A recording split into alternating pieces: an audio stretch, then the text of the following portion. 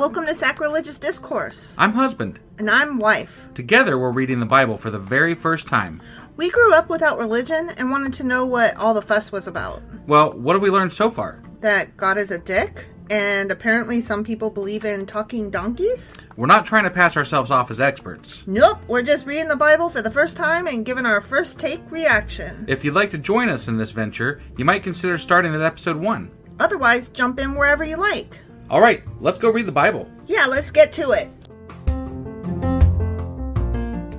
Husband! Wife! Do you remember what happened yesterday? Well, or on not Friday? yesterday. Right, on Friday we were reading Isaiah chapter 57. That is correct. I don't honestly remember exactly what happened, but I do remember we ended up talking about death a lot. We did. Yes. We did. And so if you could fill me in, I would appreciate it because Sure. I can't remember other than that at the moment. Yeah. Chapter 57 was a lot of don't practice idolatry, don't worship those things, don't fuck under green trees, don't sacrifice kids.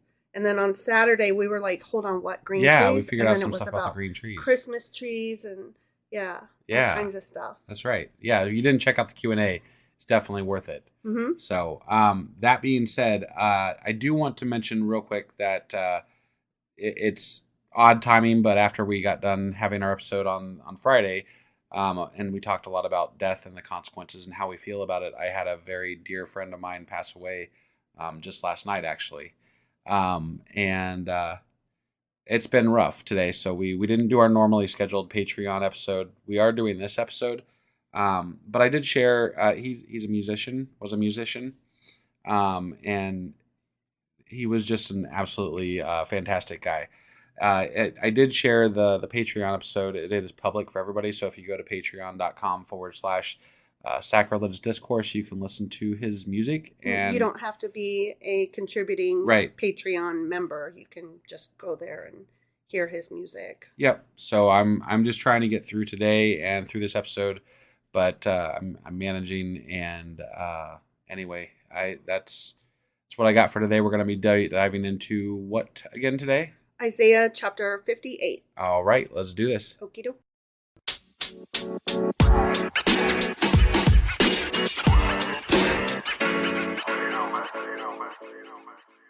Okay, so here we are hopping into Isaiah chapter 58. Okay. Shout it aloud. Do not hold back. No. Wah! Raise your voice like a trumpet. Burr, burr, burr, burr. Yeah. Declare to my people their rebellion, and to the descendants of Jacob their sins. Isaiah's about to tell you what for again. Right. You suck, you suck, you suck. Yep. You worms, you fucking mountain. For day after day they seek me out. They seem eager to know my ways, as if they were a nation that does what is right and has not forsaken the commands of its gods. God, I mean. Sorry. God, not singular God.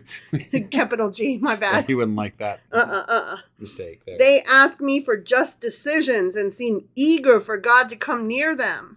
Why, we have fasted, they say, and have you not seen it? Why, have we humbled ourselves and you have not noticed?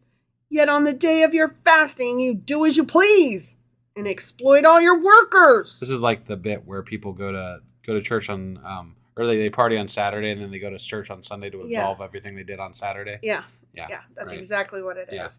He's like, I see you, assholes.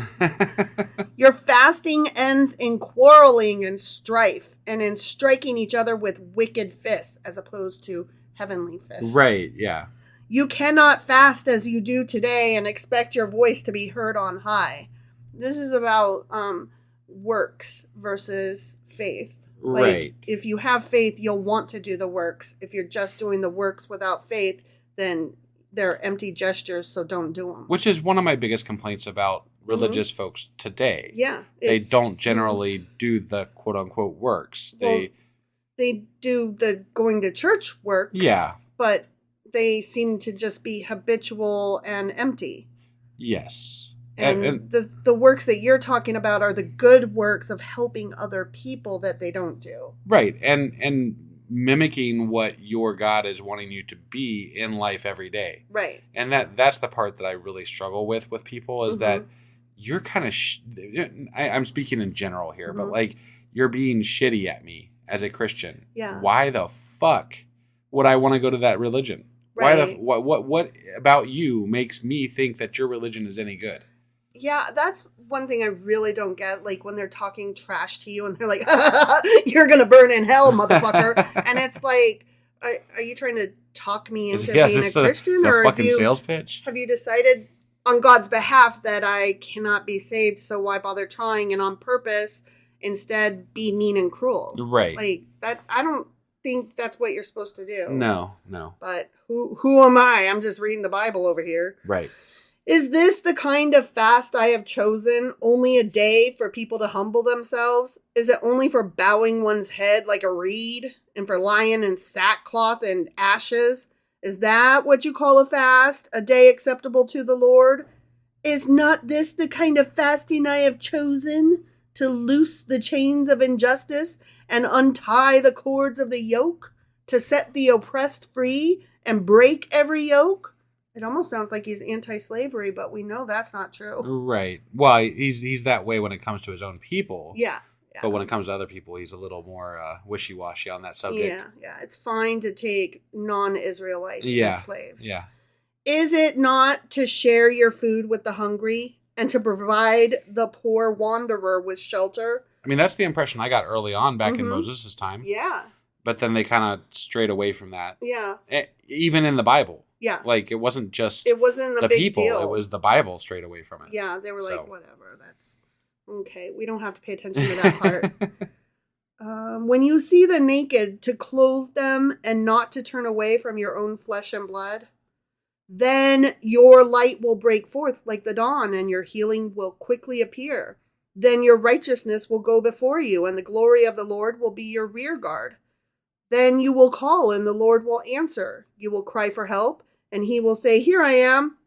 I like this message. Mm-hmm. Like, I mean, yeah, he's saying that you need to help the lesser than to that is your works. That is what you're supposed to be doing. You're supposed to be helping these people. Toe the line. As part of your, way to redeem yourself, right? And that's what I fail to see a lot of people doing. And the way that they do it is by giving money willy-nilly to something and saying, "There I go, there it goes. I took care of it." But when it comes to actually seeing or taking care of someone in person, it's a whole other story. Yeah. That same compassion is not there. And the joke is always, if a homeless person walked into your church, would they be allowed to be there? And the answer is to often, me seems no. Yeah. I mean, I know that the few times that I went to church with my mom, I was expected to dress a certain way. Right. And I'm like, what kind of God is that? Like, you're supposed to be talking me into this, I'm not talked into this if you're telling me I can't wear t-shirt and jeans, or if I, need to have had a shower that morning and did my hair and put makeups on. Right. Like, I'm sorry. That sounds like a fucking show-off dress club. Like, that's not what I signed up for. Churches were known for helping poor get unpoor and help them get back on their feet. Wouldn't you think instead of just sleeping on the street, people would go to churches? Exactly. But no, they probably have the fucking cops called on them. Right. So exactly. If you do away with the yoke of oppression, with the pointing finger and malicious talk, and if you spend yourselves in behalf of the hungry and satisfy the needs of the oppressed, then your light will rise in the darkness and your night will become like noonday. So be the light you want to see. Sure. Be the change kind of thing. Right. The Lord will guide you always. He will satisfy your needs in a sun-scorched land and will strengthen your frame. You will be like a well-watered garden, like a spring whose waters never fail, not a spring like in a tiger's tail. Oh, yeah. Which is bouncy, trouncy, flouncy, pouncy, fun. Right. Yeah. Not that kind of spring. Okay. Right. It's a silver spring. Right. Okay. Your people will rebuild the ancient ruins and will raise up the old age foundations. You will be called repairer of broken walls, restorer of streets with dwellings. Okay. Take these broken wings and learn to fly again. But this is part of the rebuilding of their, because they're coming back from exile where all their shit was fucking destroyed, basically. Yeah. There was something in my notes that pointed out the fact that they called it ancient ruins instead of just broken ass buildings. Yeah. Tends to maybe suggest that this was written, way after the exile. Why would they be calling them ancient ruins instead of just old ass broken buildings? Well, they were writing this 200 years after the Isaiah shit. So I mean, even if it's been 100 years, the stuff's going to look like ruins. Yeah. That's what I'm saying. It goes hand in hand with that. Right. Yeah. So yeah, that tracks. Sure. If you keep your feet from breaking the Sabbath and from doing as you please on my holy day, if you call the Sabbath a delight and the Lord's holy day honorable, and if you honor it by not going your own way and not doing as you please or speaking idle words, then you will find your joy in the Lord, and I will cause you to ride in triumph on the heights of the land and to feast on the inheritance of your father Jacob. The mouth of the Lord has spoken. The end. I think the message about helping people and doing the right things and setting the example and being the example, I think that's a good way to operate. Like, I don't have any problem with that. Obviously, I don't believe in God, but the idea of being the example, of treating people equitably is to me a good concept and something worthwhile. Well, it's how a solid society is formed. Right. We are a team. We help each other. We're only as strong as our weakest link. Sure. We're not all free if even one of us is not free, Yeah. That kind of thing. For sure. Yeah. But I mean, all in all, I think that was a decent message. That was a decent message. I'll allow it. Overall. Right. Yeah. Right. I'll allow it. Sure. It wasn't directed at me because I'm not a believer. Right. So. Nor am I. But there's worse things we've read. Yeah. So. Yeah. I agree with you there. All right. Well, that was Isaiah chapter 58. Sure as fuck was. Which means that tomorrow we'll be back with Isaiah chapter 59. All right. We'll see you guys then. Bye.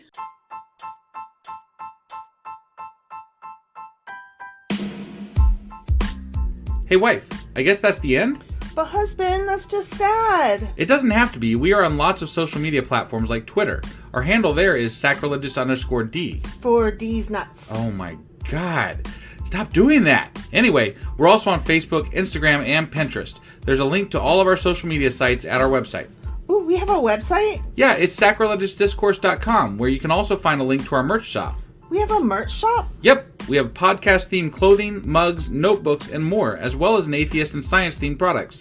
Wow, our fans should really go check that out right now. Definitely. They can get in touch with us by sending an email to sacrilegiousdiscourse@gmail.com. But before they do that, we could really use some help. Oh yeah? With what?